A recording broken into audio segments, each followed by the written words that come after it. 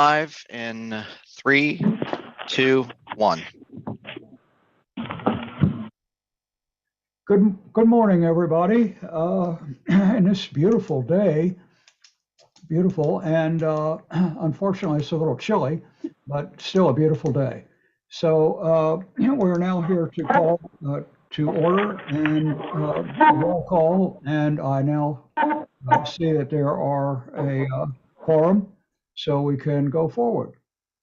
The next thing, or the first thing that we're going to talk about, it comes from our Deputy Director, Ms. Ellen Krichtick, and she's going to talk to you about inspirational awards. So, Madam? Right.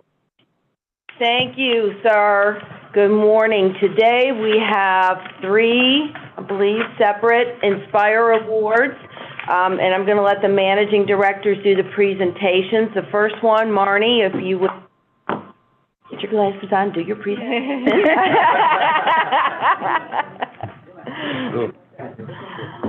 Yeah. Come on. Yep. At least you weren't even on the screen.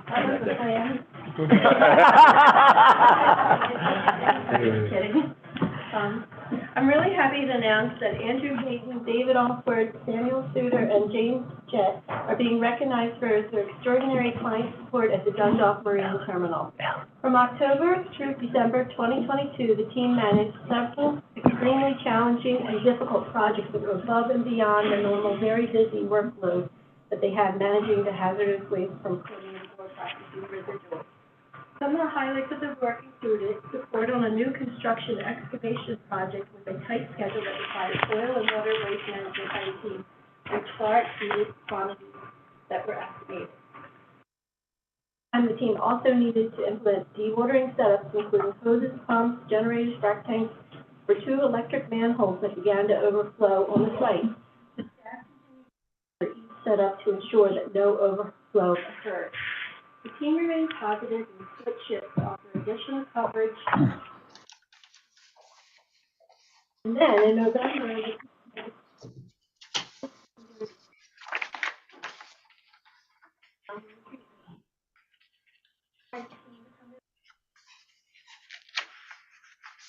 dewatering support. Staff had to be creative and use the resources they had on site and the very limited contractors that were able to move all-site frac tanks, get emergency back trucks on site, and start dewatering the containment area. Due to MES's quick action, the contaminated water was contained and cleaned up over 1 million gallons of water from on-site from the treatment plant. This is more water than they typically transport in an entire year. And they managed approximately 10 times soil than they did in the first half of the year through those large excavations.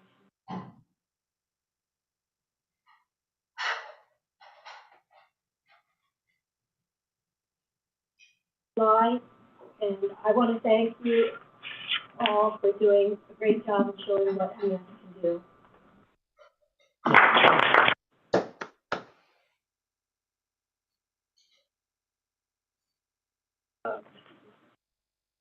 Treasurer Neal. Okay, got the count. Gentlemen, come on up.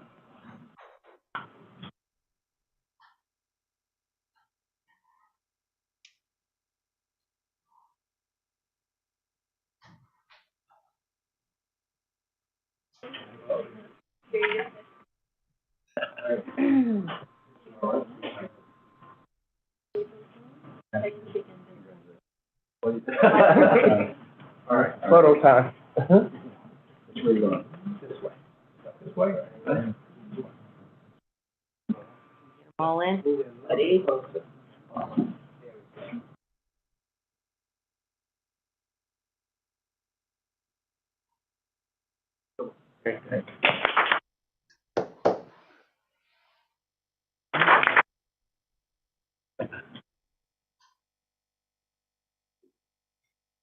All right. Our next award is from Water and Wastewater. Mr. Barr.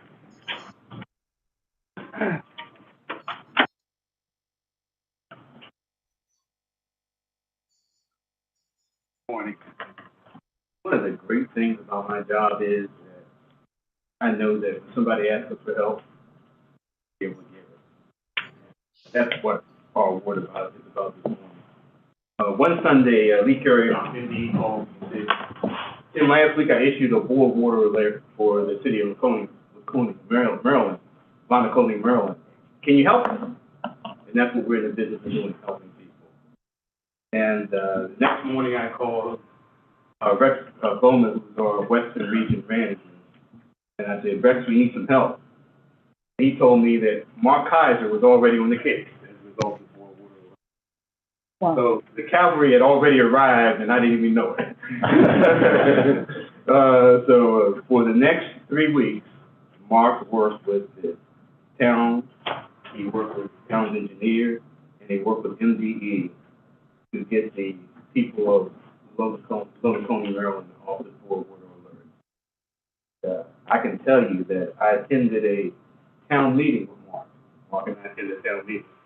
And the way he addressed the questions from the public, there was a certain confidence in the room. MES was here and things were going to get better. So, but the real bottom line for you, Dr. Glass, is that we have a new client. So, Mark, come on up.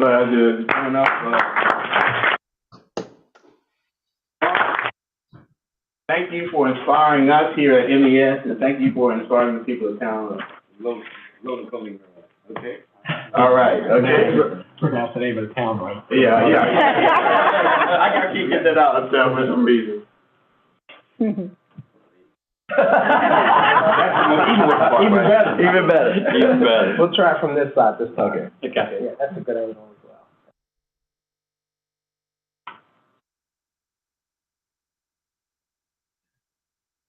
Thank you. Okay, and our third award for today is an Environmental Operations Award, and Mr. Ford.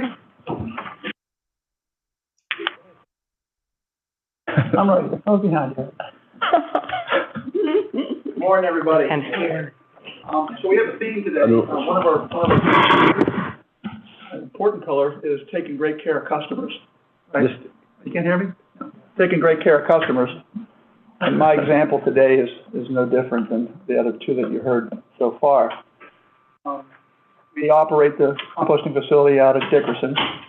Next door is the RRF, the waste energy incinerator. And runs turbines. The incinerator runs turbines which produce electricity, and you need to keep those turbines online. And to do that, you need cooling water. One of the county's major pumps went down, and they had to bring a temporary pump in. And so there was an after-hours request on a Monday.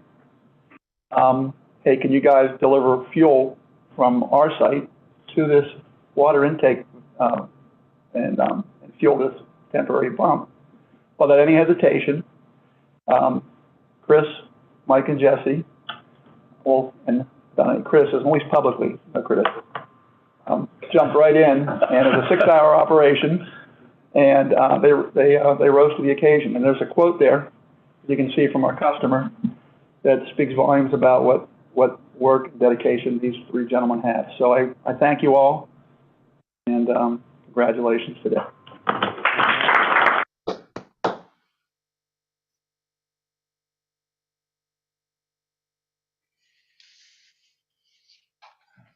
Thank you.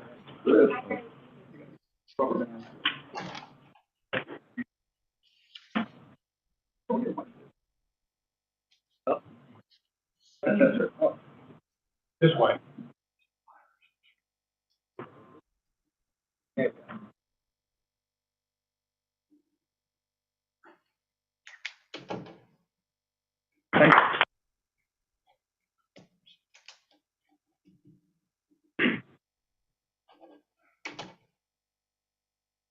Well, thank you all. You know, this Inspire Awards is something that has a wonderful thing for the inspiration of people that are working with MES. And I think that's just a terrific thing, and I think we all feel the same. So thank you all very much. All right, next is the approval of minutes of February 23. And there has been a mention of all of the board members to it. And I ask if there's any objections, corrections, or discussions with regard to it.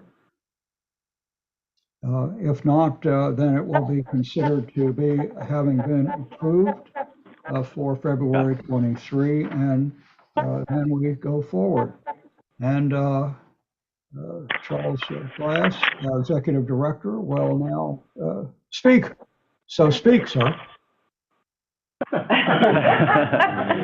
Thank you, Judge Smolkin. Gentlemen, I don't know if you intend to stay, but you are welcome to leave and to leave. I mean, you know, it's your choice. It's just. Thanks again. It goes down rapidly from here.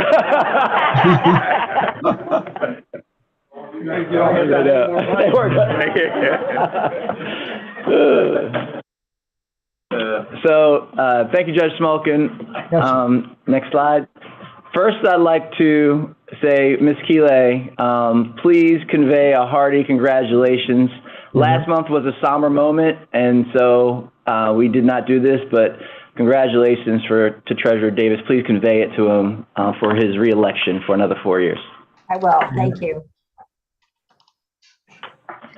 Next slide. So during the period of this expense report, I had two expenses totaling $111.95. The large expense was for Mr. Tanner that he received in the hospital, you know, as he was ill. And then there were a few expenses for Deputy Fiketic, all related to parking in Annapolis for budget hearings and other meetings. You're very fortunate to find some parking. Yeah, GOTS wasn't full every day. So next slide.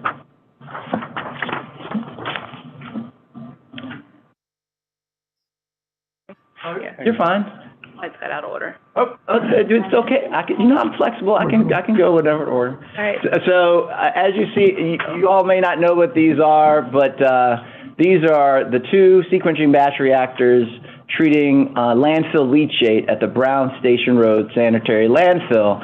I visited earlier this week. So it just seems that site visits are curtailed between November and February, just because of the calendar and the seasons, et cetera. But they're picking up again. You know, we have scheduled the site visits for this year for the board to attend, and I start visiting the sites to meet staff that I had never met. So those are two sequencing batch reactors, and I spent the better part of 4 years of my life studying sequencing batch reactors, and was very excited to see that activated sludge working and to learn about how both metals and organic carbon are removed before that leachate is put back into the WSSC sewer as a part of a pre-treatment process. So it was great. The four staff that are there were awesome, and I had the pleasure of meeting Mrs. Fuller's better half right there in the middle of the get personal. Next slide. No selfie, though. No, well, it's kind of hard to take a selfie, you know, between two 60,000 gallon. I think there's about, I might have that volume wrong. Anyway, next slide. So, you know, the heart of what we've done to lower our vacancy rate is continual engagement of many, many staff members, the focus of HR. And, you know, this is from a former faculty member, March and April are the time that lots of youth are looking for internships and jobs. There are also traditional job fairs for people of all ages, but they've been very successful. And I want to add that this past month, the management team, the executive management team did successfully finish an internship advertisement. Ms. Slatnick, thank you for leading that, but everyone participated and we got it out, and we're having robust responses from the ad. And I won't steal the thunder of HR before they present later, but everything well and good, and the pipeline is so strong, I've been thinking of how we could start helping even some of our client agencies once we really get down to like 2 or 1%. But even just to have it open. So I wanted to let Mr. King speak of one that he visited, and the illustrious dignitary that he's standing next to. Okay. Huh? Yes, that is.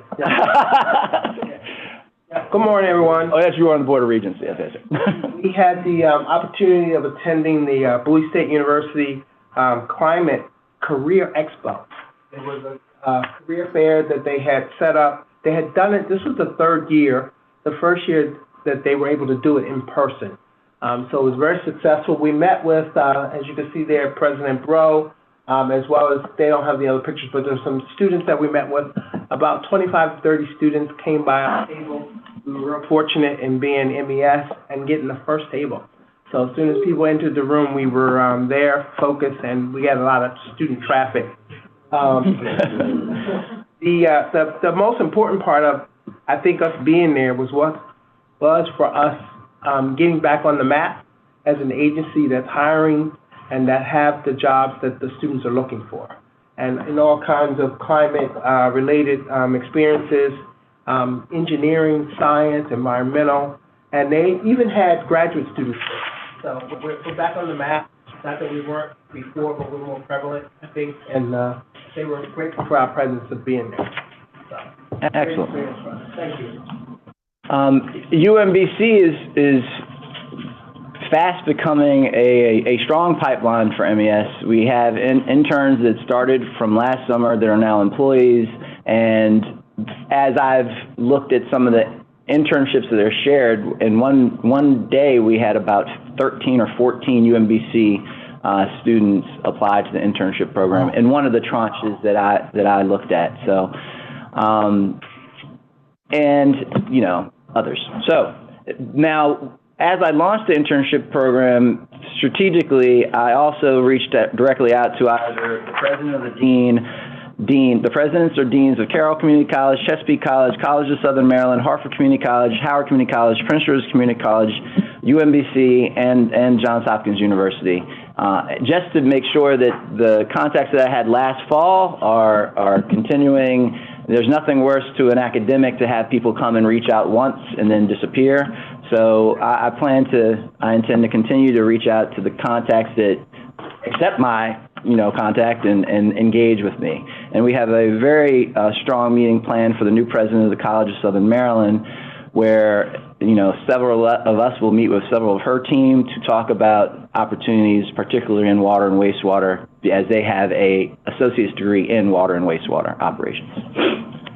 So anyway, it's going really well. It's going to. Oh, Ms. Keeley. I have a question. I actually was talking to someone who is interested in environmental policy. Do you have those kinds of internships for the summer, or is this more like field operations, hands-on stuff?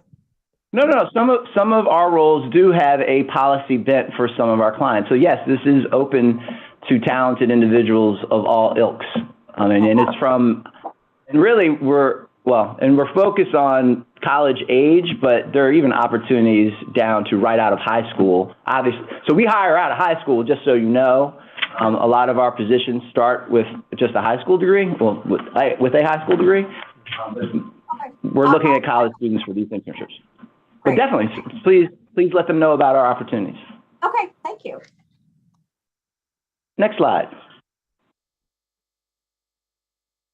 So we had a agency-wide celebration of Black History Month last month. In the pictures above, you see the Prince George's County Materials Recovery Facility in the top left. In the center, you see the Cambridge Wastewater Treatment Plant celebrating at the Harriet Tubman Museum. We had the launch of Black Jeopardy that was hosted by Mr. Barr. And that picture, though, is from the Dorsey-run wastewater treatment plant. And at headquarters, there was a mac and cheese and sweet potato pie competition. And those are the contestants eating, the judges eating while the rest of us waited, just to point out that won't happen again, executive director orders. But it was a robust celebration throughout the agency, throughout the month. And as I know you all know, in the celebration of Women's History Month, tomorrow we'll be honored to host Lieutenant Governor Aruna Miller. So everything is going well with our diversity, equity, and inclusion outreach. Cheers to Ms. Loving for all of the work that she does. Next slide. So the University of Maryland Center for Environmental Science reached out to MES, me initially. I thought I was going to be indisposed, so I passed the project to Deputy Firketic for us to first give a tour, just a tour at one of the facilities to a delegation from the state of Rio de Janeiro in Brazil. Later, this turned into hosting maybe an afternoon walk through the bioretention cells, our stormwater devices outside the building, as they did other things. And a little later after that, it converted to, can we host them for the entire day? So from approximately 9 a.m. to 4 p.m. and have several talks. Mr. Ford presented. Who else presented? Just Mr. Ford and Mr. Page, though Mr. Page did the tour. He did the tour. So it ended, and I gave a couple of comments. I gave welcome and closing remarks. So it turned out to be very well, and both the Secretary of State's office was thankful, and obviously UMC's was thankful, and the delegation took back a token from MES, and hopefully it was a great international exchange of ideas in the world of the environment. It was the environmental minister in the center there from the state of Rio de Janeiro. It was very different. He did not speak English. No one speaks Portuguese here that I know of.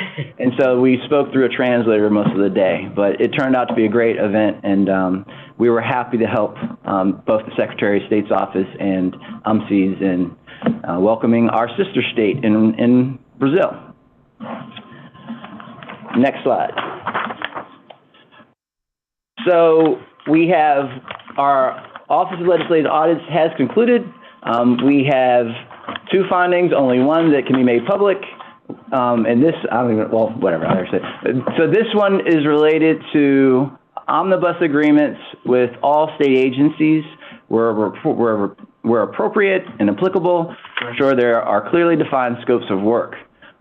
These agreements have already been launched by the Attorney General's office, and we have committed that over the next 3 years, we will complete as many as we possibly, well, all is the commitment, and we're making a robust effort. The only caveat is completing these requires our state partners to also be responsive and find them as critical as the Office of Legislative Audits does, but we will stay on it, both legal and management, and to make sure that we do the best we can to not have this be a repeated audit in the future. And I believe that concludes my report. Or is there no slide? Oh, I'm sorry. I was going to say. And wait, we have a couple of honorees in our presence that we would like to celebrate. Next slide.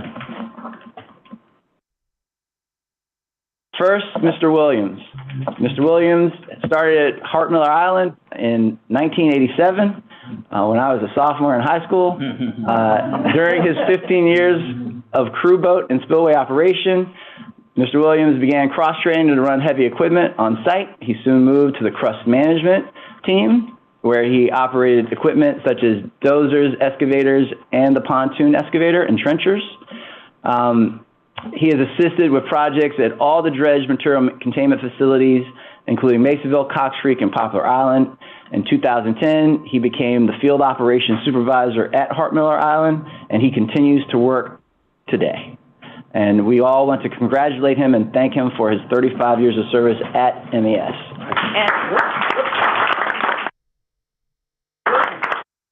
Ms. Williams.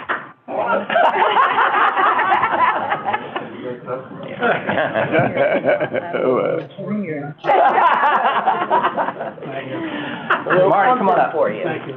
Whoa, Come here. quick. The picture. Marnie will book Marnie, it. yeah. Which way? Slide this way. Oh, okay. Yeah. Oh. Yeah.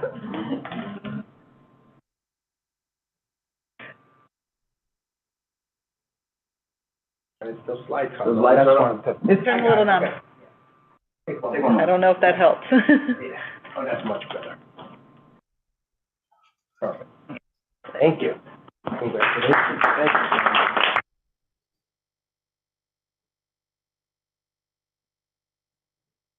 Next slide. Oh. No! The man that needs no introduction, Mr. Sean Coleman, Esquire, has been with the Maryland Attorney General's office since November of 1985 and has served as principal counsel at MES since 1993. Oh my, Ms. Crosby says, oh my God. Oh, you gave me an 87. All right, sorry. Yeah. And he has provided legal advice to 7 agency directors, attended over 400 board of directors meetings as counsel to the board, and been instrumental in drafting MES's governing statutes and regulations.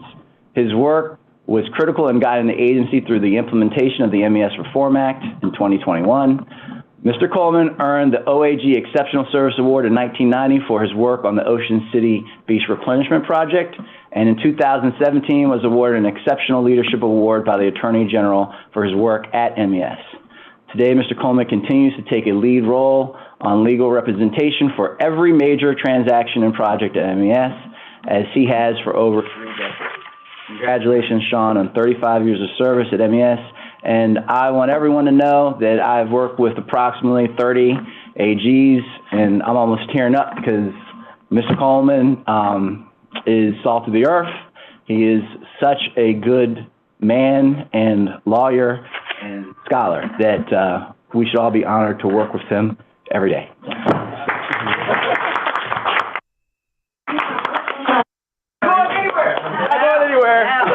Mr. Neal, come on. Pam, can't Pam. Ms. Fuller. I'm trying the camera to. No, we need you up here. Oh, okay. Well, it doesn't, that's all for the lens. Thank you. I will say it's been a real privilege to work with so many incredibly dedicated professionals at MES at all levels, members of the board, executives, all of the different staff people. So it makes it a lot easier to be an attorney when you're working with people who really give a damn about what they're doing and really want to do the right thing. And it makes it even better when you have somebody like Pam Fuller. Everybody's great, yeah. So it's been a real privilege to be counsel at MES for like 2/3 of its existence. Not always a pleasure. Thank you. Never dull, right?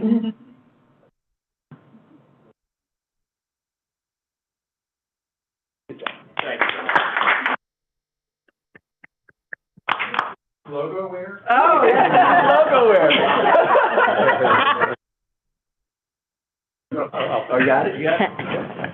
If I can, Gifts and escrow so he doesn't leave.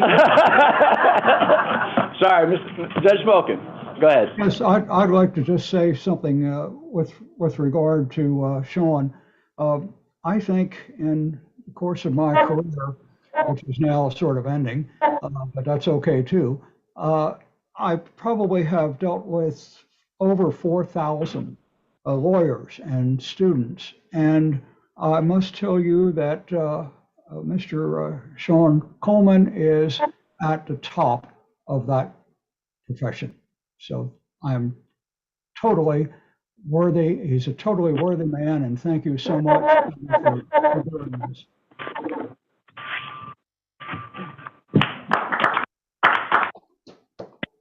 Very much.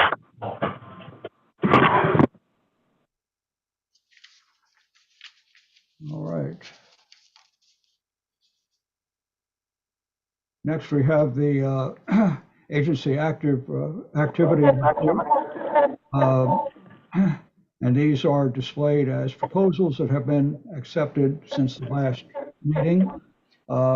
Anyone wish to speak with regard to it?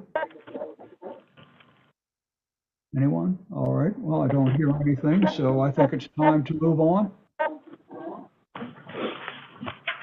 All right. And here we have our financial update from Mr.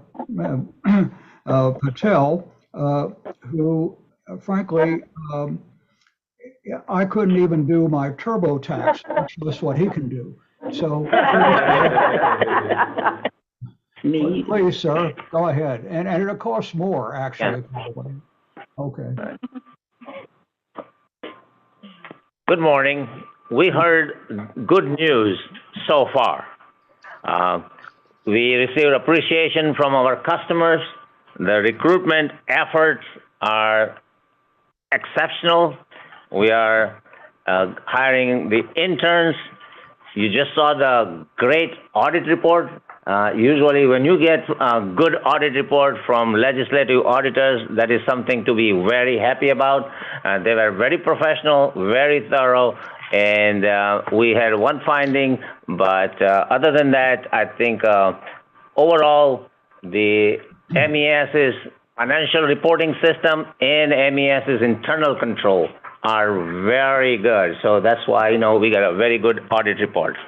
So now I will present you a very good financial report. Our labor sales are up 12.22% over the last year at this time, which is a very good news because if you look into the dollars, our labor sales are up $2.6 million over last year.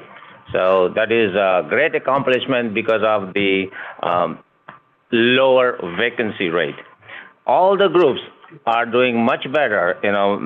Many of them are 10 to 15%, almost 3 groups out of 4, 10 to 15% higher than the last year. So when we prepare the budget, we consider the salary increases, the cost of living adjustments and all that. Even that in fiscal year 23 budget, even all that was planned for, and we still beat the budget by 4.6%. Excuse me. Uh-oh. Okay. We have a little musical accompaniment. Sorry about that. We're the legislative authority. So, overall, we are 2.6 million over, 4.6% over the budget, which was already increased by about 4%. So that's a very good news for billable labor. Next slide. So as I shown on the charts on the prior page, the labor sales are up. This year it is 4.63% over the budget, and our overhead expenses will be $468,000 less than the budgeted expenses. I just want to point out one, we saw some of the Inspire Awards given out, and we see that in most of the board of the directors meeting. So our Inspire Awards are way over the budget, but we are proud of that because that means our employees are being recognized. They're doing a very good job. The budget for Inspire Award was $91,000. We are already awarded $130,000 so far.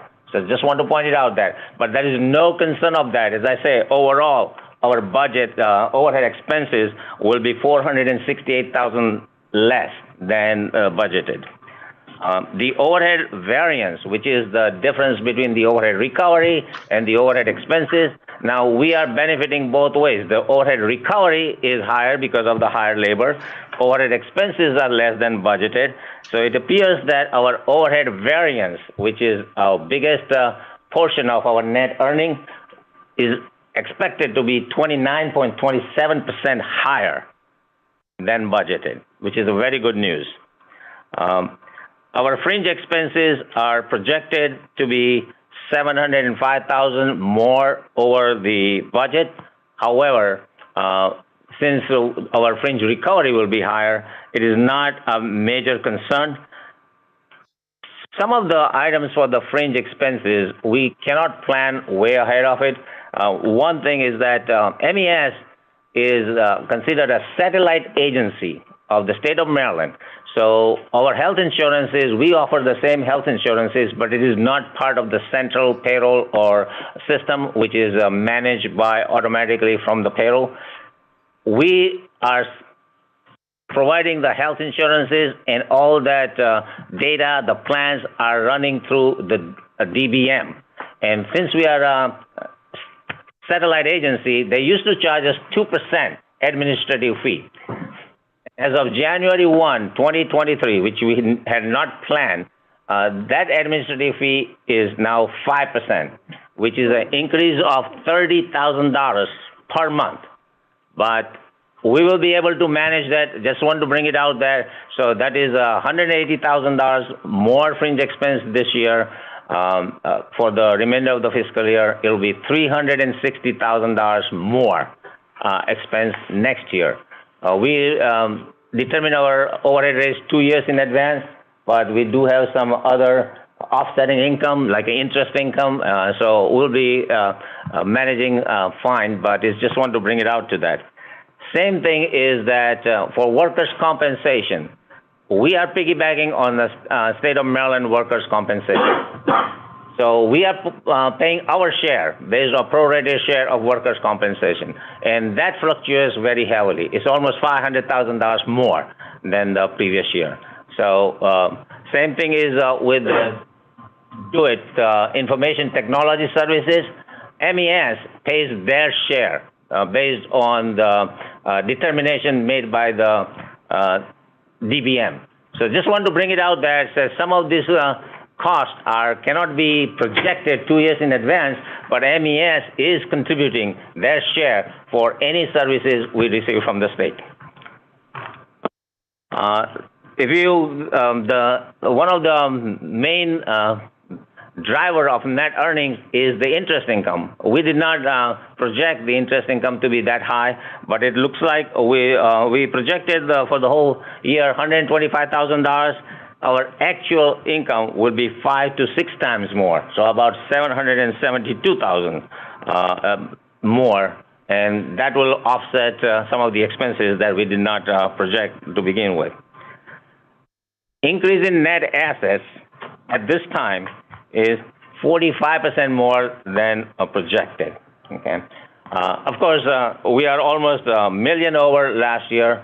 But it will even out. You know, at the end of the year, there will be year-end closing adjustments, the accruals, and all that stuff. But our projection right now is $4.7 million. Of course, our budget is always conservative to begin with, but even that $4.7 million is probably will meet that, which is almost $500,000 more than what we have actuals as of last year. So we will be, our net earnings and increase in net assets for the year will be, unless some other expenses come along, I don't know, but right now the projection is that we will be doing about $500,000 more in net earnings over prior year. Okay. And the last slide.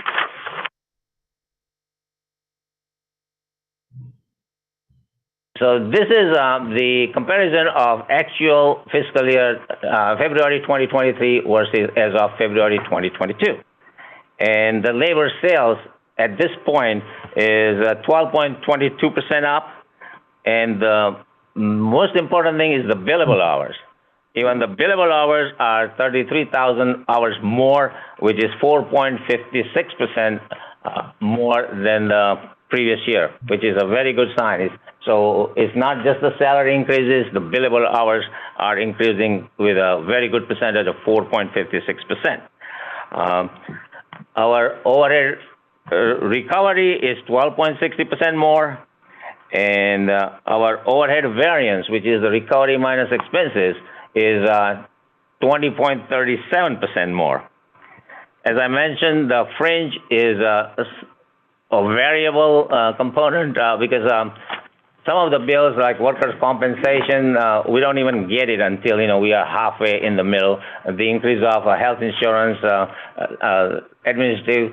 So we always count fringe variance at the best break even. So it appears this time that our fringe variance will be probably a couple of 100,000 in the negative, but as I say, we can manage that because of the all other favorable factors.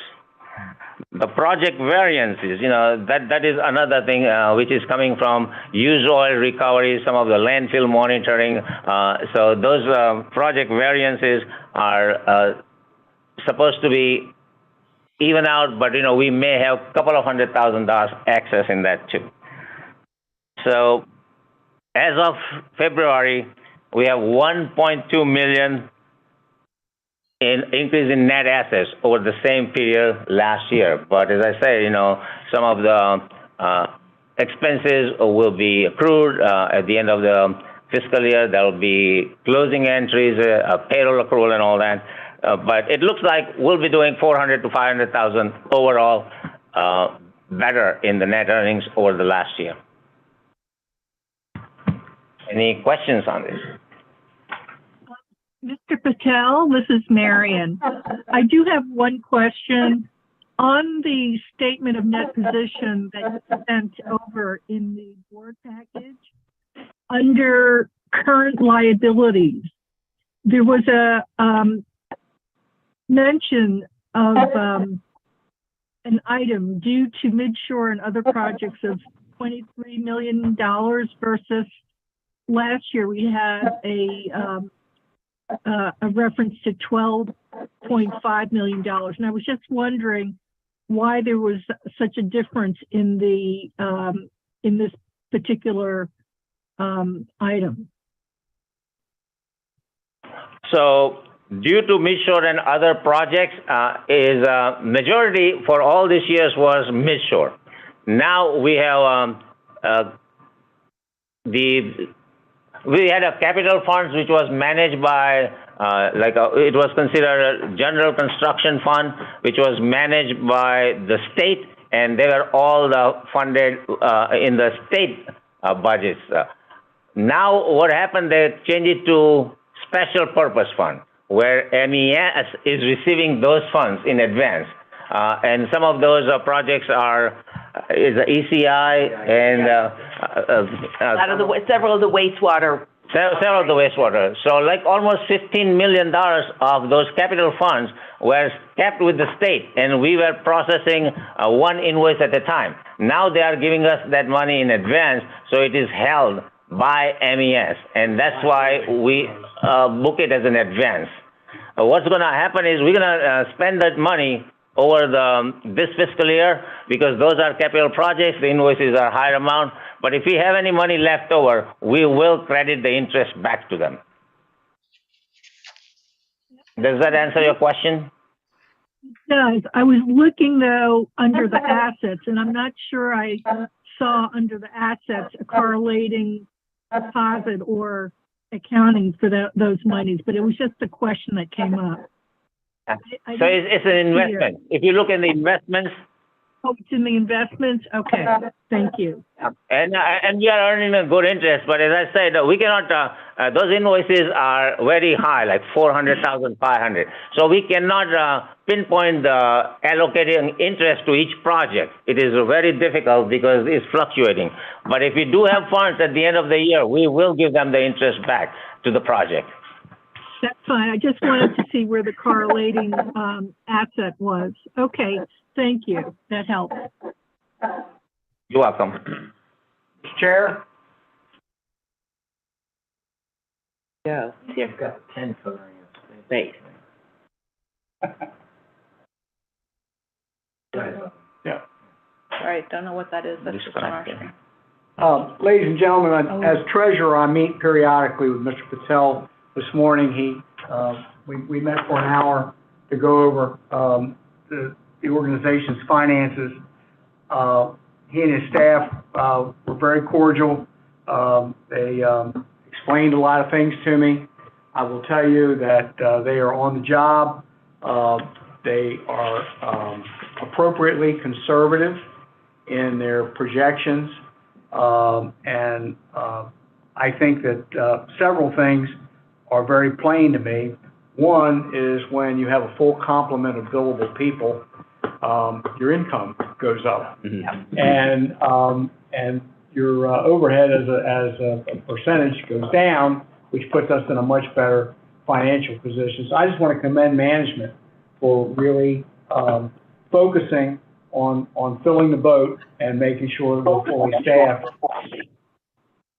Because it's really showing on the company's books, because and very quickly.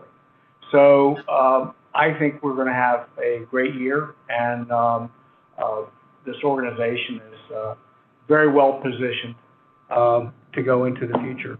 And so I just wanted to commend Mr. Patel, but I also want to commend all the managers here, because you all.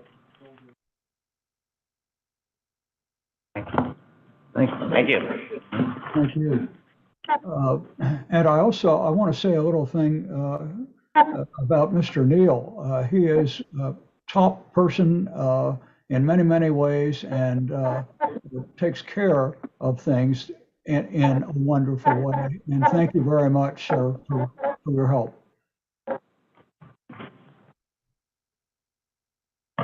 All right. Next. All right. Okay, good morning, everyone. So to just piggyback on what Secretary Neal just said, I want to thank everyone at MES who's been involved in those recruitment efforts, from Dr. Glass all the way through the executive team, managing directors. In this incredibly tight labor market, I think we're outstanding. And I want to use the opening day analogy that my recruitment staff is knocking it out of the park. Including that new left field wall at Camden Yards. Our board report says 4.77% as a vacancy rate. That was last week. As of 9 o'clock this morning, we are down to 4.38. Wow. So even with this incredibly tight labor market, we are doing an outstanding job. That's all I have to report. I like good math. Yeah. Downward trend. All right. Any questions? All right. Well, thank you very much. I appreciate you with that. And now we have Ms. Crosby and the procurement to be held. And so take it away there, Ms. Crosby. Okay, good morning, everybody. Morning. Good morning. Our first item is for the Technical and Environmental Service Group. This is for waste management service for MDOT State Highway. The awarded company for this contract is Kayani Environmental Solutions, Inc. The amount is $948,575. The MBE goal on the contract is 30%. Kayani is a certified MBE company, so the contract will account for 100% of the participation. All right. Move approval, Mr. Chairman. Any questions on this? All right. Is there a motion to approve the item? So moved. All right. Second? Second. All right. Any other further discussion before we adjourn on this matter or work on this matter? Hearing none. So please raise your hand if you are saying yes, and raise your hand and say aye. Aye. Aye. All right, everyone. That's fine. Let's move on to the next one, please, Ms. Crosby. Sure. Item 2 is for the Environmental Operation Group. The project is Ground Station Road Sanitary Landfill. This was a competitive sealed bid. The estimated amount is $13,332,400. The MBE goal on this project is 29%. This is for the cell C1 construction at the. All right. It's 13 million or some, yeah. Any questions on this one in particular? Well, hearing none, is there a motion to approve this particular item? All right, and second? I'll second it. I'll second it. Any other further discussion on this matter? All right, hearing none, all those in favor, please raise your hand, say aye. Aye. Aye. Any opposed? All right, well, therefore the matter is approved, and we go on to the next matter. Thank you. Go ahead. Sure. Item 3 is for the water and wastewater group. The project is the Victor Cullen Wastewater Treatment Plant Gravity Sewer Upgrade, a competitive sealed bid. Initially, the contractor is HRI Construction, also doing business as M2 Construction. The original term of the contract was 681 days. The original contract was $7,957,440. This is the change order number 6 for the contract. In the amount of $96,620.21, bringing the total revised contract to $8,229,749.09. And the goal on the contract was 5.4%. The contract to date is meeting the 5.4% goal. All right, any questions on this matter? I have one Ms. Miller. question. Thank you. Yeah. What is the purpose of this change order? What does this change order do? It's to repair the road at the treatment plant. So this specific change order is just for a road repair? Yes, that's all. Okay, okay, thank you. All right. Is it a result of heavy equipment? It wasn't in great shape to begin with, but then as the heavy equipment, as the construction equipment kept going back and forth, it made a lot of damage. It damaged a lot, so. Oh, okay, a lot worse than what was anticipated, I guess. A lot worse than it initially was, yeah. Okay, thank you. All right, Victor Cullen is. good. Anything else? Basically a brand new facility or so. All right, do we have a motion for this? I'll move it. I'll Second? Second? Any other questions on this? If not, please raise your hand, say aye. Aye. Aye. Any opposed? None? And therefore, this one is approved. Go ahead. We're on number 4 now. Okay. Item 4 is for the Environmental Dredging and Restoration Group. This was a SBR shortlist contract. The contractor is Gahana and Bryant and Associates, also known as GBA. The original amount was $144,000. This is a change order to that contract in the amount of $100,000. The current MBE goal, the contract MBE goal was 23%. This change order amount, I am. 100,000? No, the MBE goal is forecast at 15.6%. And the contract goal was 20.6%.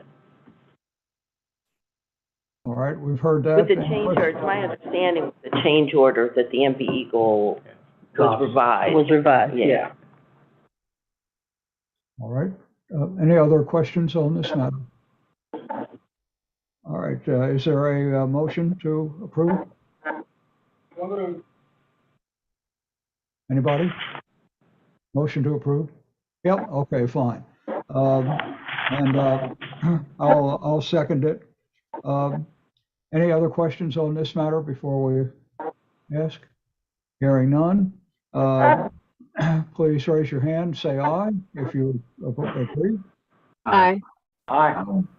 Aye. All right, I think we have everybody aboard, and therefore this matter is approved as well. We'll move on to number 5, please. Okay. Item 5 is for the Environmental Operation Group. This is a project for the ECI Cogen Generation Plant Boiler Fuel Conversion. This was originally a competitively sealed bid. The contractor is WM Schlosser Company, Inc. This is a change order to that contract in the amount of $3,266,468.77.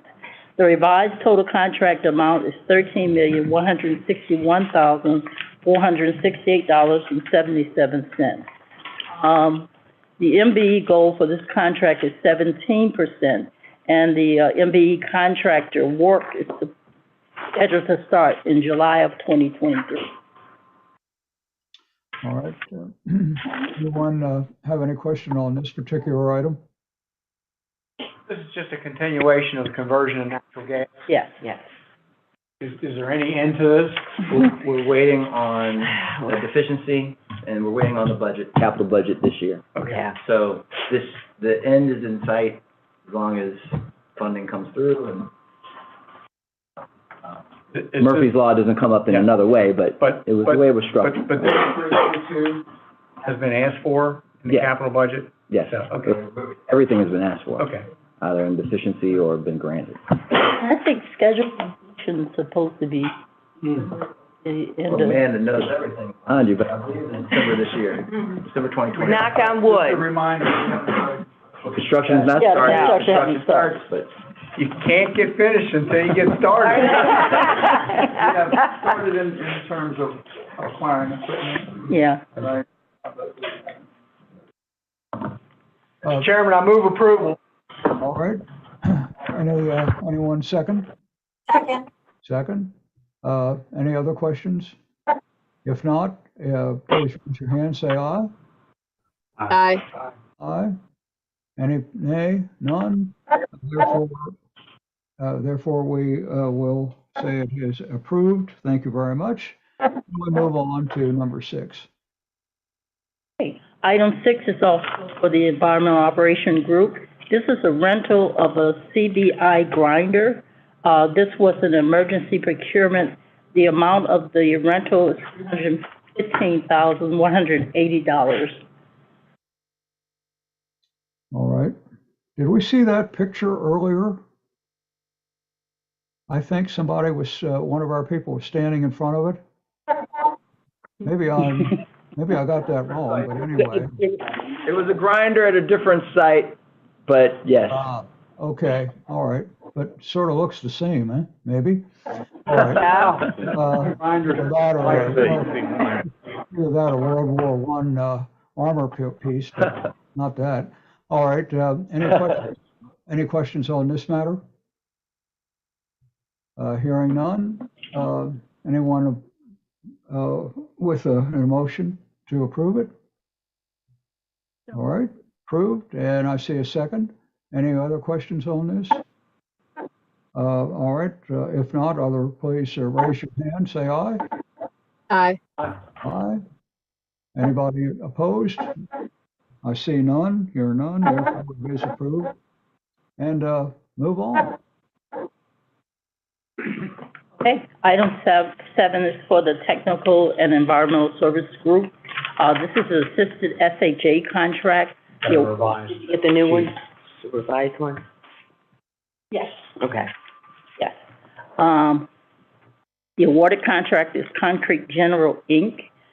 This is a change order to that contract in the amount of $3,500,000, bringing the revised total contract amount to $4,500,000. There's an MBE goal of 15%. There are no invoice yet on this project, so there's no compliance at this point. All right. Yes, go ahead, sir. I have a question. Most of the time, my eyebrows are raised when you have a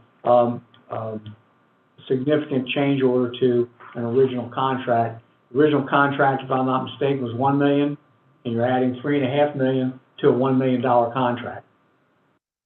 Is that what I'm Yeah. seeing? Mhm. That's because there's 4 drainage emergencies that came in that we were not expecting from State Highway. We are working on our own contract right now that we can put out to bid, so we don't have to continue to use this one. But we have to get those drainage emergencies taken care of in the meantime. So this is for the convenience of the customer, essentially. They've got some emergencies that were unanticipated, so they're using this. In order to get that. vehicle to get the, okay. In order to get that work done, but we are, in the meantime, working on our own procurement so that we can have a larger contract to use moving forward in the future. Yeah, this may be an area of work where you have a larger contract. So it's just more. Indeed, yep. More of that type of work. Yeah, one of those emergencies was estimated to be $2 million itself, so. That's Rockville Pike MES. Not sure if that's the one. It might be though. Yeah, we have 4 of them. That's fine. I'm okay, Mr. Chairman. I move approval. All right. Any first, okay. Thank you very much. Your number second. Anyone else have anything with regard to this matter? If not, please raise your hand, say aye. Aye. Aye. And the matter is now approved. And I think that's about it. Oh, there's one more. Oh, one more. Oh, gee whiz. That's great. Item 8 for the Technical Environmental Service Group. This is for MES General Lab Services. This is an assisted contract. The awarded contractor is ALS Environmental. The amount of the contract is $4 million, and the term of the contract is 5 years. The MVE goal on this contract is 15%. All right. I think we got this one right. So anybody got any questions on this? Not hearing any. Is there a motion for approval? So moved. All right, approved. Second? Seconded? Second. Any other matters before we ask? If not, please raise your hand, say aye. Aye. Aye. All right, and I think we are approved, and we're approved for all of the matters. Thank you very much. Ms. Crosby, it's also a lot of work, I know, and thank you for putting this up together. All right, the next thing we have are the procurement notifications for study. Those are below 200,000. Does anyone have any questions on this matter? All right. I hear none, so therefore I think we will proceed on. Okay. And now group dates, updates.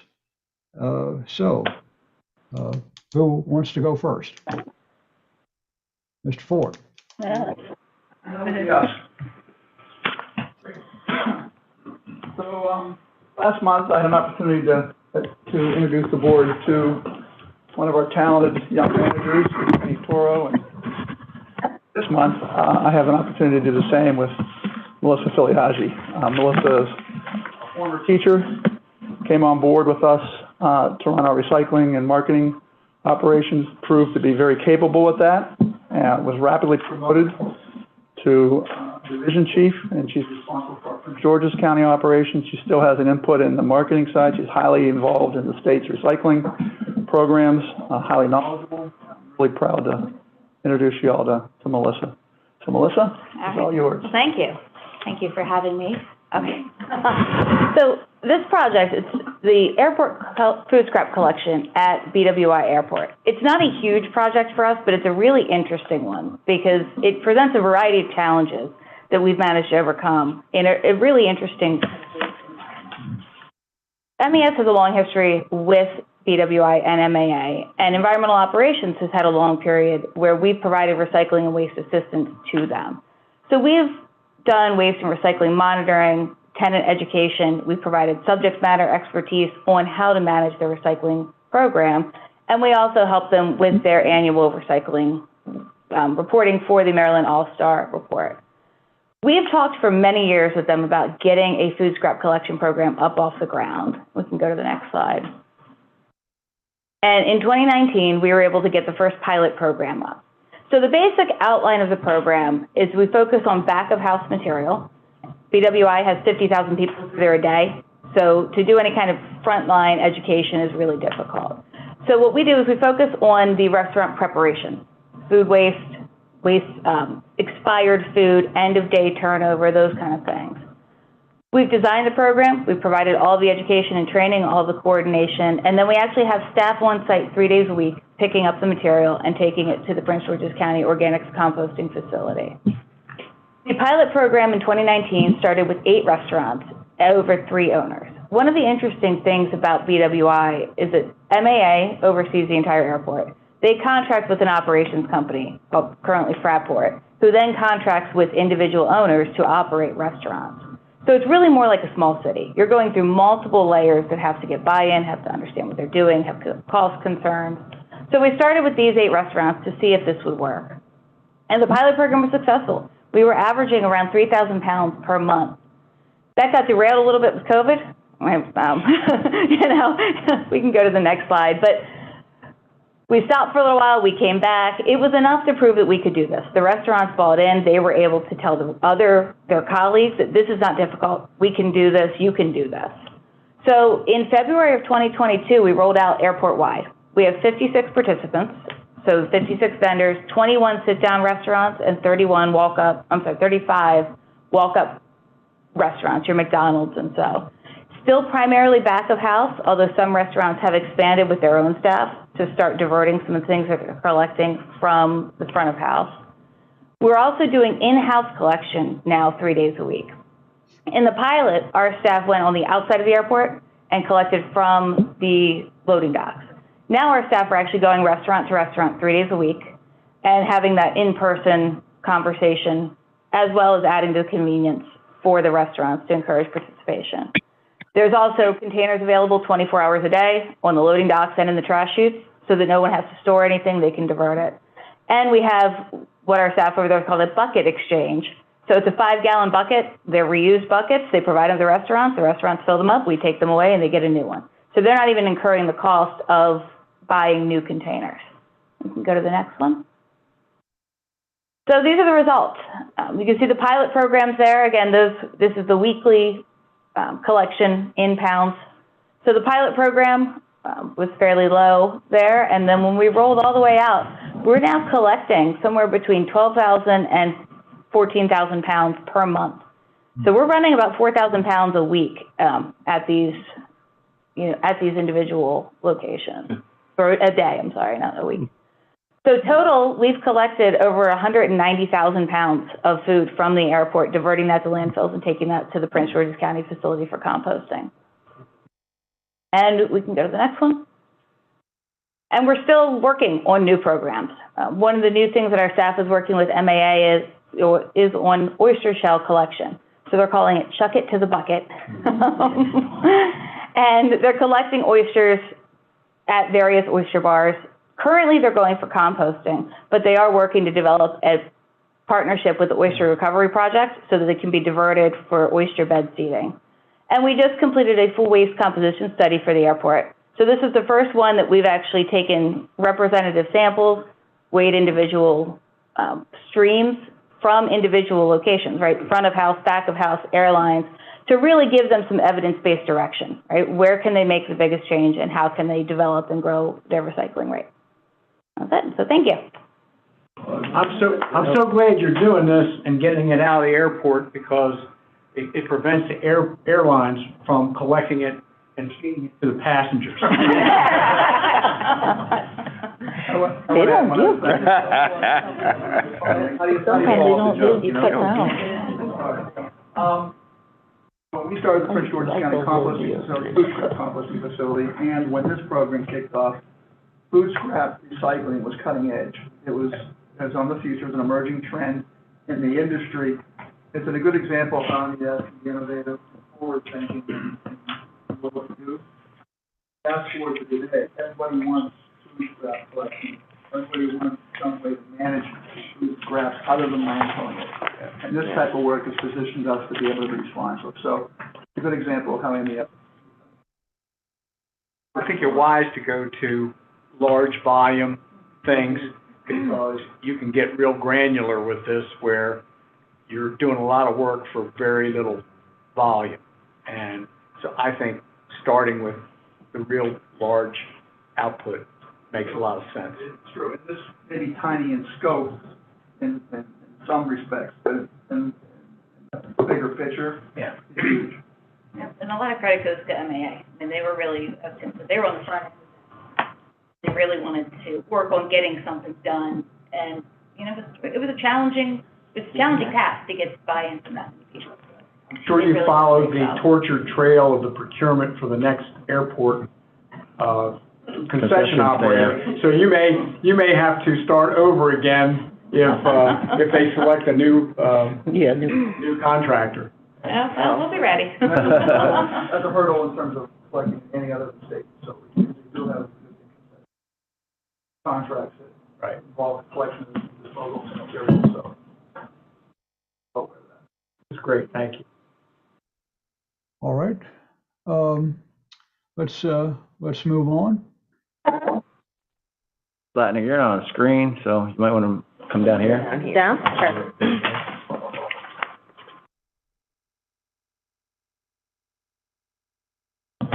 Yeah, no worries.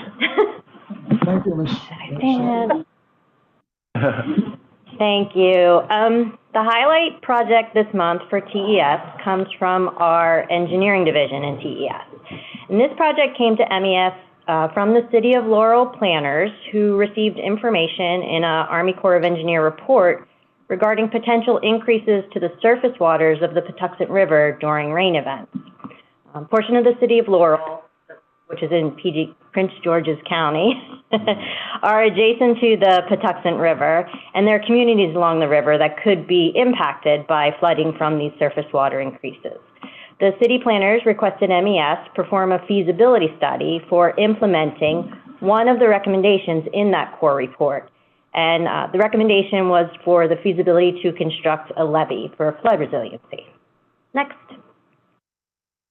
As I mentioned, this project started with a report that came out of the Army Corps of Engineers Flood Risk Study. That report was completed just a few months ago, October of 22. And in that study, 4 higher flood risk areas were identified and potential projects to mitigate those risks were recommended. This map is from the Corps report, and it shows the 4 areas that were identified. They're kind of outlined in yellow, if you can see them. Yeah, the gray is land area and the black are buildings.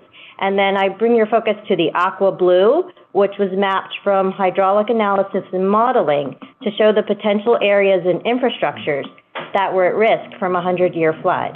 And just for understanding, a 100-year flood means that there is a 1 in 100 chance each year, a 1% chance, that that area could flood.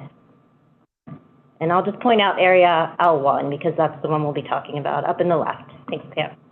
Okay, next. So in addition to identifying the areas where flood risks were increased, the Corps report provided recommended resiliency projects to mitigate that flood risk. There were several recommendations for the areas of concern, but one of those was specifically for a levee in area L1. So a levee is an earthen embankment built adjacent to a water body to protect properties and infrastructure from floodwaters. Levees are constructed several feet above the flood elevation and require drainage systems to minimize ponding on the landward side and backflow through the levee.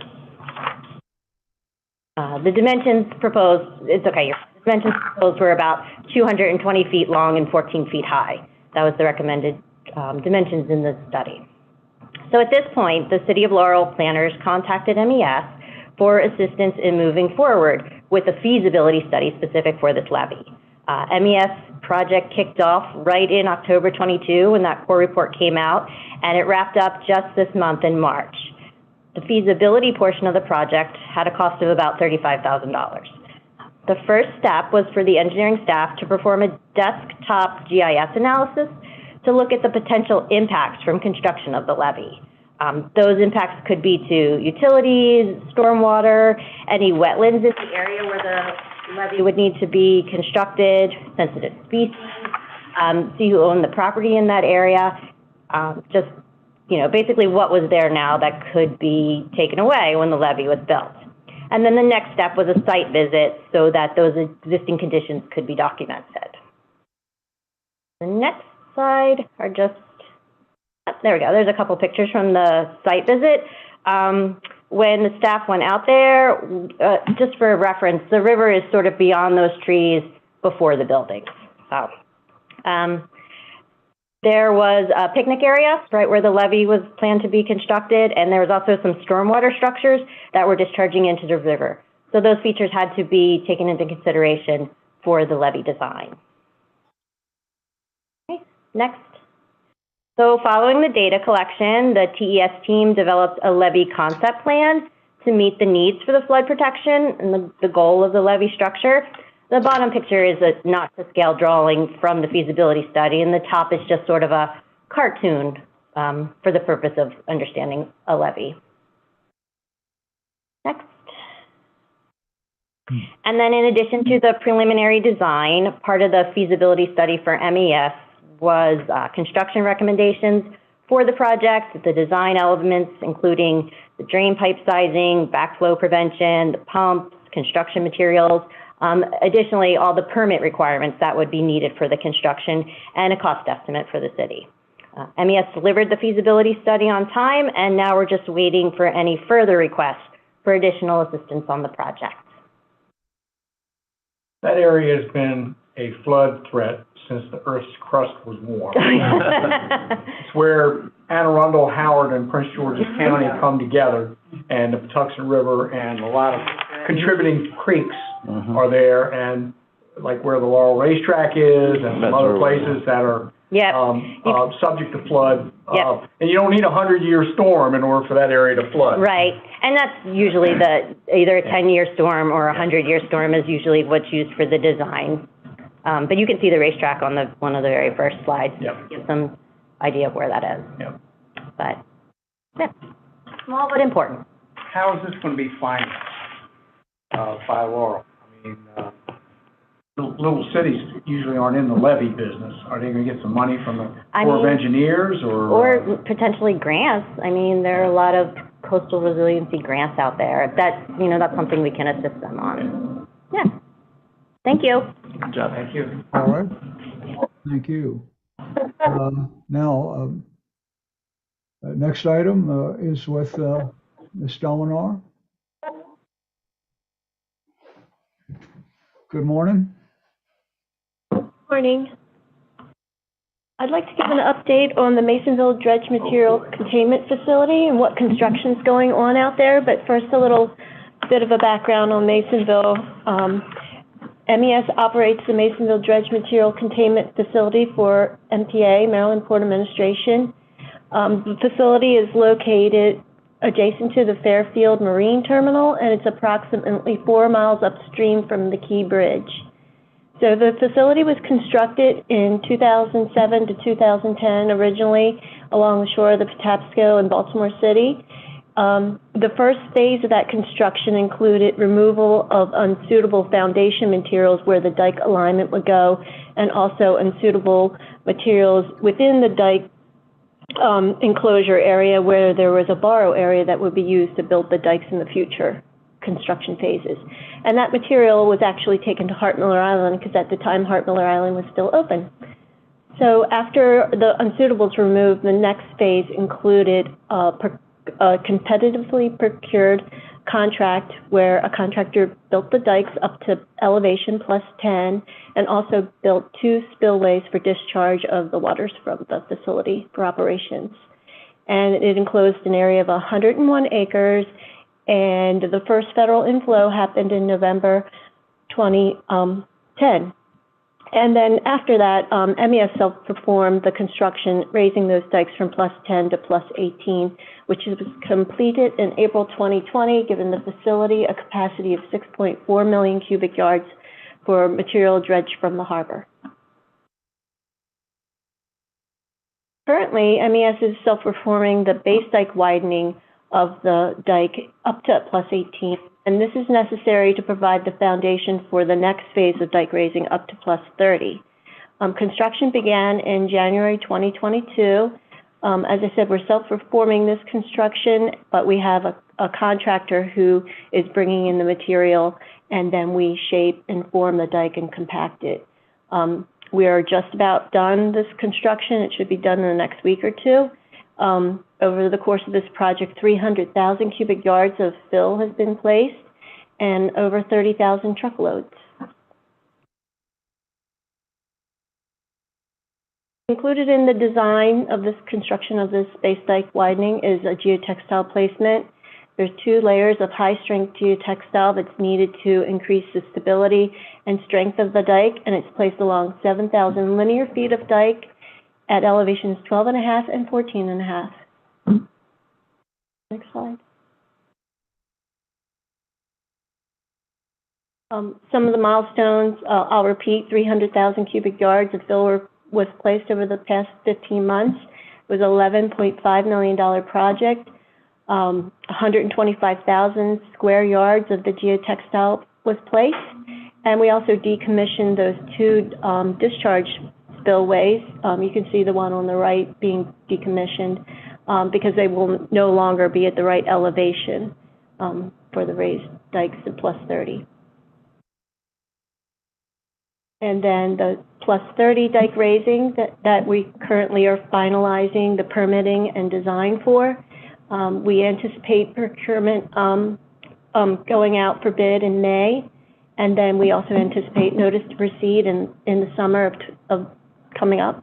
It's a 30-month construction schedule, and it incorporates a mechanically stabilized earthen wall, which will minimize the footprint of the dike because of the steeper slope, and then so we can maximize the capacity. This will be a first for an MPA DMCF.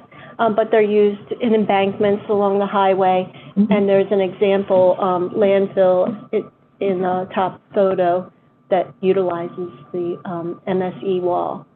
Also, this design will utilize the MES design floating weir for the discharge since we've decommissioned the spillways. And once completed, it'll add 2.2 million cubic yards of additional capacity, and also the next step, the future and final phase to plus 42 will add another 2.2 million cubic yards for a total of, I believe, 6.4 million cubic yards. No, 10.4, sorry. Bringing the total to 10.4 million cubic yards for harbor material. And Masonville and Cox Creek are currently the only facilities that we utilize for the harbor material. They're very critical to MPA's dredge material management program. And the current 20-year projection of need for material, I believe, is 27 million cubic yards. And we currently have about 26.4 million available, 26.7. So we're about 300,000 short. The plan is to find innovative reuse projects and other capacity generating projects so that we can continue to meet the port capacity needs for dredge material. And we're very proud to be able to manage this project for the port. I'm trying to imagine a 42-foot dike. That's big. And you can't do it vertical with it. Oh, right? There's some sloping, but... I mean, there's got to be some pyramiding, or you wouldn't have... Right. And but you're not using the fabric that you used at level 14 and level 12 or wherever. Well, we are going to use some of that fabric, the geotextile, but we're also going to use geogrid material that'll be able to enhance the strength of the dike to be able to go so vertical. Yeah, it'll be interesting to see. It looks like we're going to start that construction in 2027, so maybe we'll take a field trip then. What was the final elevation of Hart Miller when it closed it? Remember? I think 42. Was it that high? But the dikes are planned to come down and some type of grading for the final habitat development. Okay. Thanks. Yeah. Okay. Thank you. Awesome. All right. And Mr. Wright, Joe Wright. I'm going to, I just want to give Joe an introduction. I'm going to follow Tim Ford's lead and let you hear from somebody. I often follow Tim Ford's lead, but I knew that would get out. But not always a good idea. Right. Let me just introduce Joe to you. Well, really present Joe to you because he's very familiar. Joe Wright is the Water Wastewater Deputy Division Chief for Operations. And Joe Wright is a veteran in every sense of the word. He's a veteran of the Marine Corps. As a matter of fact, he participates in most, if not all, the MES activities that are related to veterans here at MES. He's a 27-year veteran of MES. He's also a veteran of MES's campaign at the Back River Wastewater Treatment Plant, where he led our ground forces. Probably a similar challenge to Iraq that he faced. But another thing that Joe has done for us, he coined the phrase the MES way.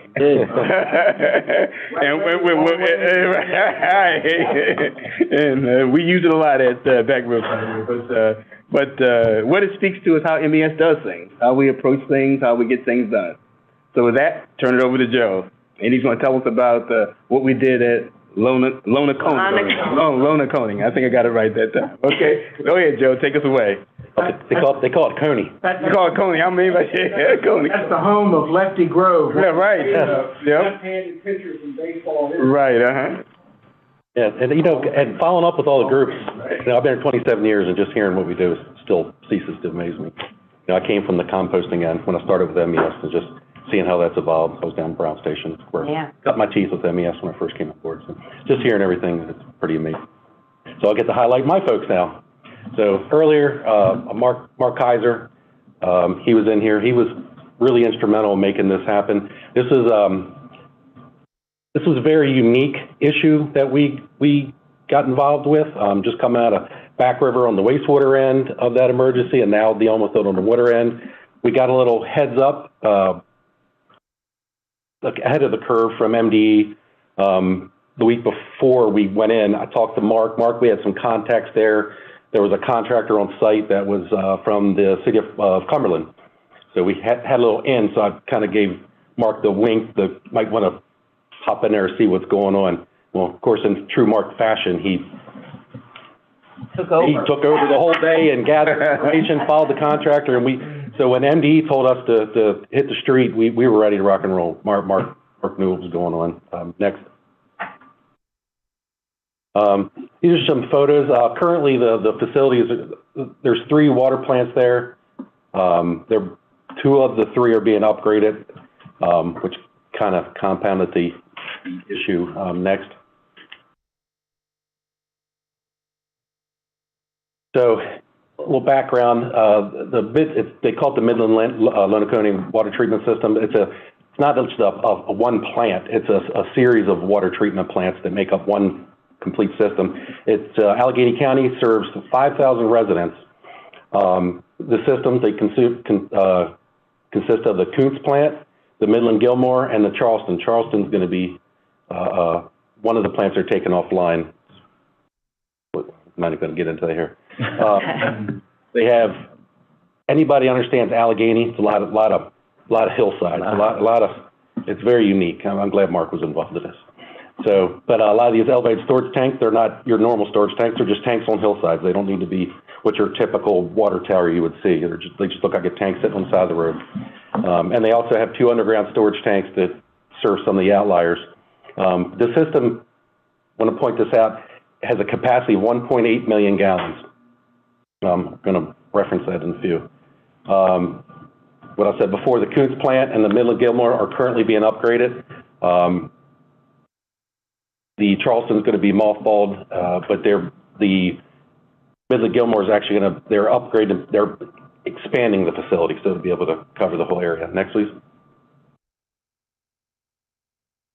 So what ended up happening, MD went out due to a complaint, a call they received.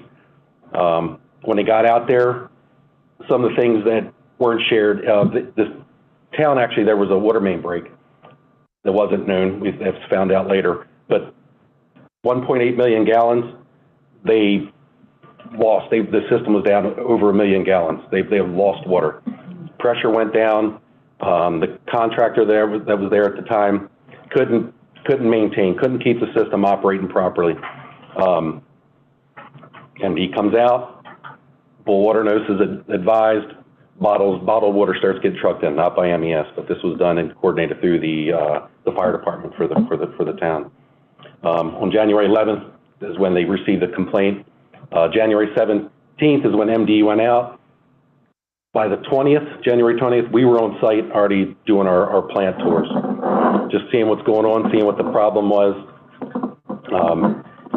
Then on the 23rd is when we made it official. We went out, we met with MDE, the inspector, the compliance folks, our team, kind of getting a big understanding, and there was a lot of players, the town, their utilities folks. There was a lot of coordination. Again, thank God Mark was there. But by the 25th is when we were given the official go-ahead. We had already been somewhat involved at this point, trying to help them get connected to the water. We took over operations on the 25th. Mark was really instrumental because the water that they're receiving was actually coming from an existing interconnect with the city of Frostburg. This interconnect is there because it's all surface water for the Lonaconing water system, and during periods of drought, there's not enough water to supply, so they had this emergency interconnect put on in years ago. Well, it wasn't as easy as to open a valve. From the time they installed it till the time they needed to open it, somebody buried it. So they had to locate it. So it was working with them to locate this 8-inch interconnect, which also included Allegheny County utilities, because it's their interconnect, it's their distribution system. So it's the town system, Frostburg Water, Allegheny distribution system from Frostburg down. So Only in America. I'm telling you, we had a lot of players involved with this. But on 25th, they got the interconnect open. And Mark, it wasn't as simple as that, because we immediately took the Midland, I mentioned in there, we took the Midland water treatment plant offline. When Mark went in there, it looked like milk, just looked like milk going into the people's water system. Wow. And that's what they were getting at the tap. But nobody really complained. Nobody would complain because it's always been like that. There's the town meeting that Mark and Tim attended. I wasn't at that, but Tim said one of the residents brought up a board that had pictures from when we left back in 2000, as we were there when the system got upgraded. The contractor we took over for came in, and it was every year, and every year the water was bad. But that's just what they dealt with. The mining town, they're like, it's just how it is. You had good days, you had bad days. Right now, the residents are very happy. They haven't had clean water like this consistently. I don't think ever. So here, we had nothing to do with the bottled water, but it shows you the severity of it. Initially, the town was buying it. The governor, I don't know the background on that, but he worked and helped supply water to the fire department, which in turn became a distribution center for the community. February 1st, we were having a hard time trying to regulate the pressure. There was pressure valves, regulating valves, to adjust water to get up to certain areas, to keep the pressure down to homes. You don't want to blow water lines. So, but they were having a hard time filling these elevated towers. Come find a water leak. We found a main leak. It was about 100,000 gallons a day they were losing. So that was the indicator of what had happened to kind of bring this whole thing to light. This plant had been limping along, not operating properly anyway, but then the break kind of really pushed the contractor that was there beyond what they can handle. We found it on the leak was located on the 28th, but on February 1st, because this was all handled by the town, we didn't have to do this. Their utilities handle all the distribution out there with our guidance. So they repaired that on the 1st. Immediately, towers started filling. Mark started working round the clock. In there, adjusting valves, getting the pressure regulated. We had one area, I'll make sure I'm not stepping on my own feet here. So we had one area we couldn't get water up to, that we had to bring in a emergency pump to bring it up. It's the Kuntz area. It was a little higher elevation. So they had to actually do a basic pump around to bring it up to that water system. But on February 6th, after several days of flushing, MDE, we were in constant communication, constant meetings with MDE to appease them, to make sure that the one thing they were using as an indicator was Frostburg water isn't like the Lonaconing water. They have fluoride. So fluoride was an immediate indicator for us to be able to say the Frostburg water has a fluoride level of X, as long as we get that consistently through Lonaconing's water system, then it's good to go. So after flushing, all the, you know, the chlorine and the fluoride matched with the Frostburg system, we started performing sampling. Not easy sampling either. Said it's one thing to take one sample and say it's good. They had to take 6, and all 6 had to come back good. And we had to do that 3 times. So sample 6 came back good, sample 6, everything came back good, and they were able to lift that boil water notice. This is 100% off of Frostburg at this point. Their water systems were taken completely offline. It was only 98% because we had to wait for the pump to come in and get it up to the Kuhn system. And then by February 11th, we had that pump around, filling up the Kuhn's tower. And at that point, same thing. We had to do 3 sets of samples for back T. And once everything came back good, February 11th, the entire water system was under Frostburg and off of a boil water notice. Next, please. When we got in there to evaluate the system, though, the system was in poor condition. Mark went in, the turbidimeters weren't working, there was no control on turbidity going out, there was no screens to be able to control, the HMI screens were down, so they couldn't make any process controls changes. Chlorine meters didn't work, chlorine feed controls weren't accurate. Sand filters, you could see the ribs, there was no sand, little to no sand in them. Asked the operators, you know, how were you getting your readings? And they said, oh, we just looked at it and based it off of they were just judging. They had operators, next please, I'll make sure I'm not stepping on my feet here. So, but I'll highlight the operators that were there, 2 of them that were operating hadn't been licensed for 6 years. They had gone through two cycles of where they should have renewed and they did not. That's something MD is handling. Superintendent was not on site until the emergency happened. When MD got involved, was never on site prior to that. So the superintendent was never on site, and the operators operating the facility were not licensed, were not properly licensed. So they're not there anymore. We're running the system for them. But now, like I said before, the system's completely being supplied by the city of Frostburg while the plant's being upgraded, the 2 plants are being upgraded. And that should be, they said April, we're assuming probably May, June timeframe by the time the 2 water plants are up. There was some discussion with them, it's not our call, but with them, the state permanently connected to the Frostburg system. I don't know where that's going. Construction's still going, so I guess it didn't go anywhere. And well, we should mention too, we operate Frostburg Yes. as well. So, and right now, 5,000 residents, they're receiving safe drinking water, which they should be. Should be. There shouldn't have been no question on that. Next, please. And as we said time and time again, Mark Kaiser, he was instrumental, spent a lot of time out there. He had a lot of contacts, a lot of understanding of the area. He lives up that way. His award earlier was well deserved. So we couldn't do it without. No, it should never happen, but I'm glad it happened where he's at. Like I say. So another thing that happened at the town meeting was that people came forward who were at the end of the system, and Mark took notes, and we were able to get all those people with good, clean water. They had been having still water for years.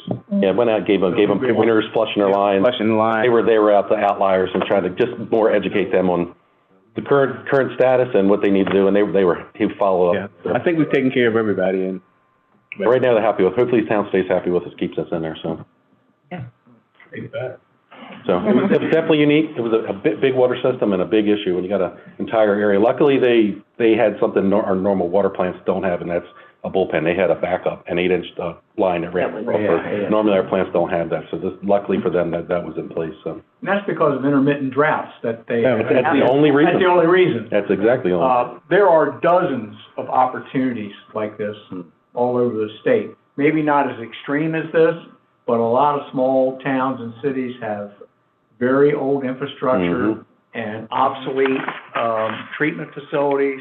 And if we can just get the infrastructure money that has been allocated to the state, this organization could play a leadership role in really improving people's quality of life. That's really, it's starting to rear its ugly head right now, really, with, after COVID, and a lot of these utilities, their operators, certified operators are just retiring, or, so once they get out of the way, MDE sees the poor condition of these facilities. There's, all around the state, we're starting to get involved with some of them, so.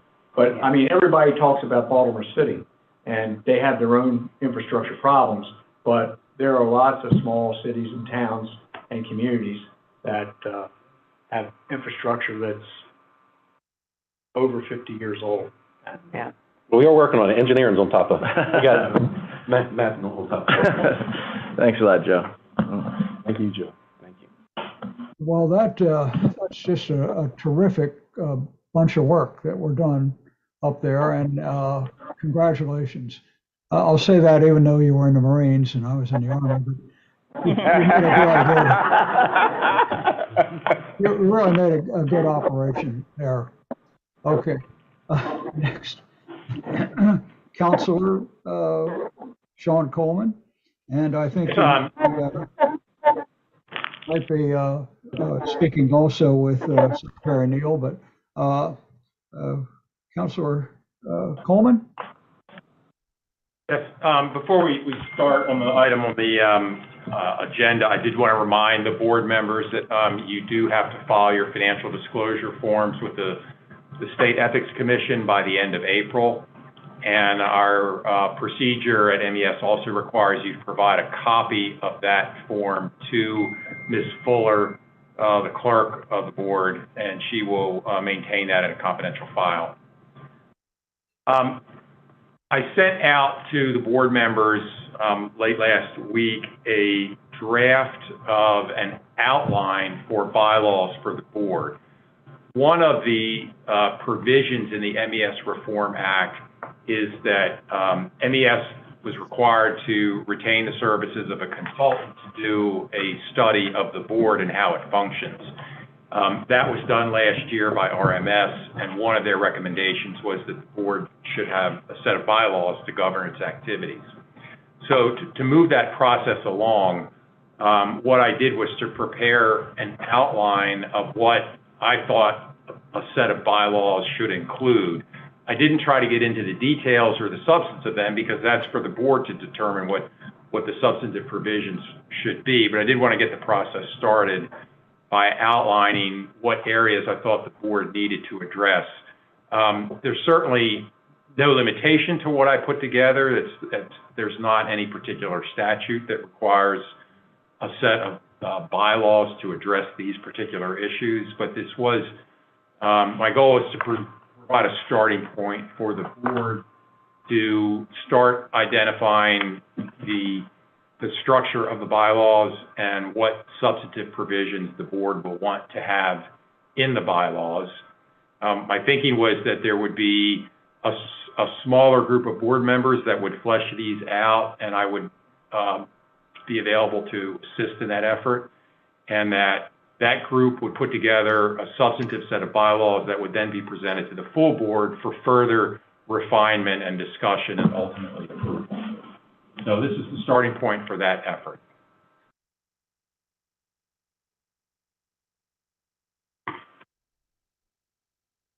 All right. Anything else? Not on the bylaws.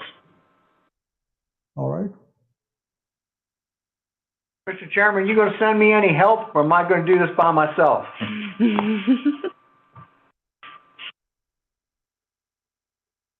Well, I'm certainly going to help you.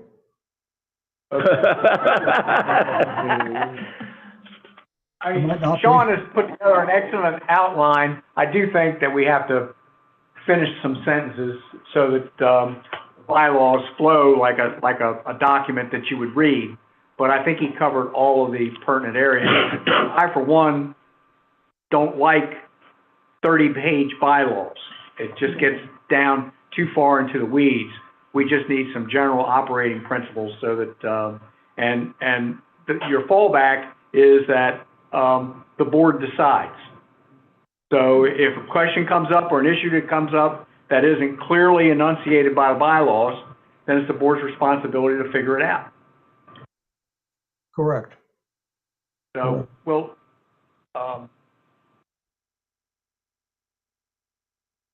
you and I will, get together and we'll collaborate, we'll fill this out.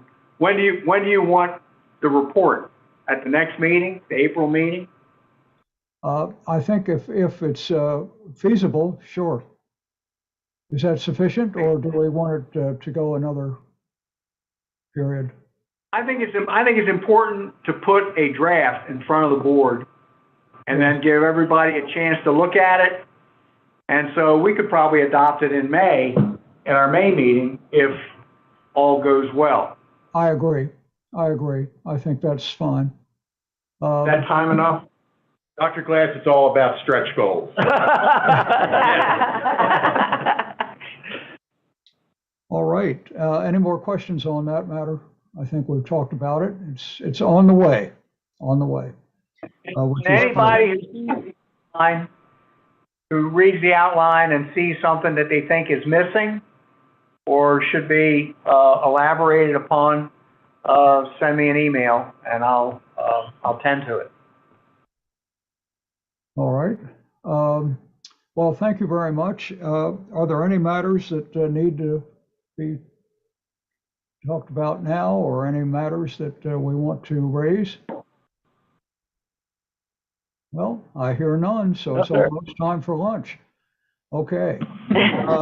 And we will next have the next meeting will be on the 27th of April at 2023, this year, of course, at 09:30, and that's when we will be there.